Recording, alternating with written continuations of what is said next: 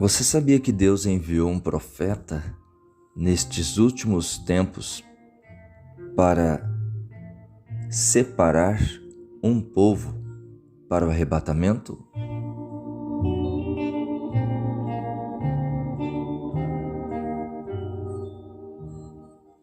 Você sabia que nós estamos vivendo neste tempo onde o ministério deste profeta está em pleno cumprimento? Bom dia, meus preciosos irmãos, que a graça do Senhor continue nos iluminando em mais um dia que se inicia.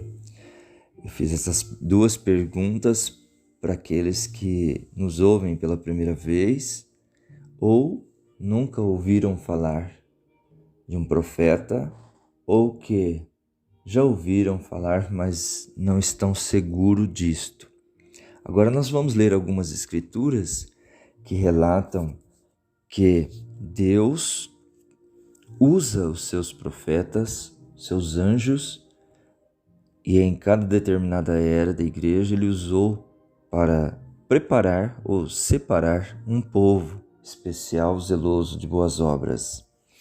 Agora vamos lembrar os irmãos, para confirmar que ele prometeu enviar um profeta, nós vamos ler Malaquias capítulo 4, no verso 5 e o 6 diz: E eis que eu vos envio o profeta Elias antes que venha o dia grande e terrível do Senhor, e converterá o coração dos pais aos filhos e o coração dos filhos a seus pais, para que eu não venha e fira a terra com maldição. Veja bem, a conversão seria a nós termos a mesma fé apostólica. Então, o que nós cremos hoje das Escrituras Sagradas não é diferente do que os apóstolos creram. Esse é o objetivo do envio do anjo, do envio do profeta, é para nos tornar a fazer crer aquilo que eles criam. Isso que foi deteriorado durante todos esses tempos, anos, na era em que nós estamos vivendo. Então, a mensagem deste anjo estaria nos levando de volta à palavra de Deus. Agora vamos ler São Mateus, capítulo 13, uma escritura para nós aprimorarmos um pouco mais o nosso conhecimento em relação ao plano de Deus nos enviando um profeta. Está escrito em São Mateus, para mim, São Mateus 13 é um dos evangelhos, é uma das escrituras que mais explanou para mim o plano de Deus, o que ele vem mostrando desde Gênesis até Apocalipse, o plano de Deus. Agora veja, São Mateus capítulo 13, versículo 36 em diante diz assim: Então, tendo despedido a multidão, foi Jesus para casa, e chegaram ao pé dele os seus discípulos, dizendo: Explica-nos a parábola do joio do campo. E ele respondendo disse-lhe: O que semeia boa semente é o Filho do Homem. Falando de quem? Jesus Cristo. O campo é o mundo, e a boa semente são os filhos do reino. E o joio são os filhos do maligno. O inimigo que o semeou é o diabo, e a ceifa é o fim do mundo. E os ceifeiros são os anjos. Assim como o joio é colhido e queimado no fogo, assim será na consumação deste mundo.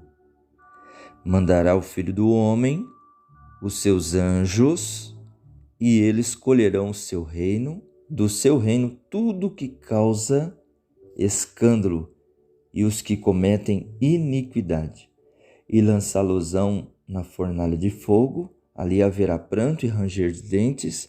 Então os justos resplandecerão como o sol no reino de seu Pai. Quem tem ouvidos para ouvir, ouça. Eu li, meu irmão, São Mateus capítulo 13, do 36 ao 43.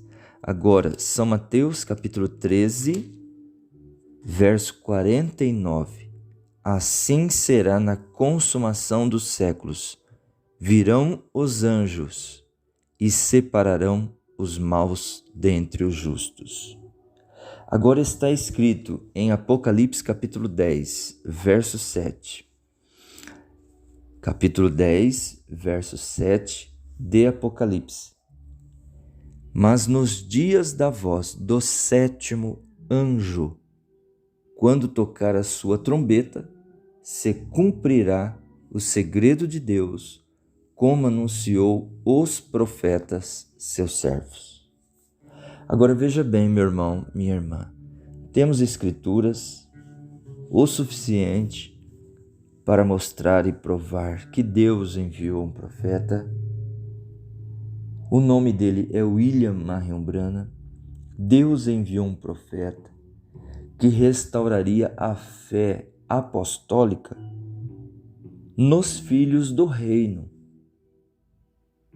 Reino este qual é? Reino de Deus. Vocês estão entendendo? Eu creio que aqueles que já creem na mensagem vão dizer a pura verdade, amém. Porque, irmão e irmã, esta é a pura verdade. O apóstolo Paulo diz assim, que se viesse um anjo do céu e anunciasse outro evangelho fora do que ele havia anunciado, que fosse anátema. Olha o que ele disse, se viesse um anjo do céu, se viesse um anjo e anunciasse um evangelho contrário àquilo que ele havia anunciado, que seria anátema. Então muitos dizem que não crê em profeta, então supostamente não creem nas Escrituras, porque a Bíblia, ela é a palavra de Deus. Não creríamos nós hoje, irmão, irmã, na palavra de Deus? Agora eu quero ler 2 parágrafos da mensagem, a semente de discrepância, para os irmãos verem o que esse profeta, o que o nosso profeta nos fala, resumindo o plano de Deus e o plano do inimigo em apenas 2 parágrafos, parágrafo 31 e o 32 da mensagem A Semente de Discrepância. Veja o que ele diz. Nós notamos que o primeiro semeador da semente de discrepância estava marcado, o diabo. E nós sabemos que era em Gênesis 1. Ali nós encontramos, e bem aqui no livro de Mateus 13, capítulos, Jesus ainda marca qualquer discrepância para com a sua palavra como sendo o diabo. Aleluia! E neste 1956, ele falando do tempo dele, quando ele estava pregando, qualquer coisa que semeia discrepância contrário à palavra escrita de Deus ou coloca alguma interpretação particular a isto, é a semente de discrepância. Eu digo isso também em 2022, no dia 2 de agosto. É o mesmo Espírito. Aqueles que pregam contrário à palavra de Deus é discrepância. Deus não honrará isto. Ele não pode honrar isto, Deus, Isto não se misturará. Isto certamente não se misturará. Isto é como a semente de mostarda. Isto não se misturará com qualquer coisa mais. Você não pode tornar isto híbrido. Isto tem que ser a coisa genuína. Veja, irmão, o próprio profeta nosso dizendo que a palavra de Deus não pode se tornar híbrida. Ela é genuína. O que faz isso é semente de discrepância. Agora, nós encontramos, quando Deus semeou a sua semente no jardim do Éden, nós verificamos que isto deu à luz um Abel. Porém, quando Satanás semeou a sua semente de discrepância, isto deu à luz um Caim. Um deu à luz um justo, um deu à luz um injusto, porque essa Eva ouviu a palavra de discrepância, contrário à palavra de Deus, e isto começou a rolar a bola do pecado exatamente ali e tem rolado desde então. E nós nunca tiraremos tudo isto fora até que os anjos... Quem são os anjos? São ceifeiros. Quem são esses ceifeiros? Os profetas. Olha, e nós nunca tiraremos tudo isto fora até que os anjos venham e segreguem a coisa, e Deus tome os seus filhos para o reino e o joio será queimado. Notem estas duas vinhas. Ô irmão, está muito claro diante dos nossos olhos este grande e maravilhoso plano de Deus nas nossas vidas.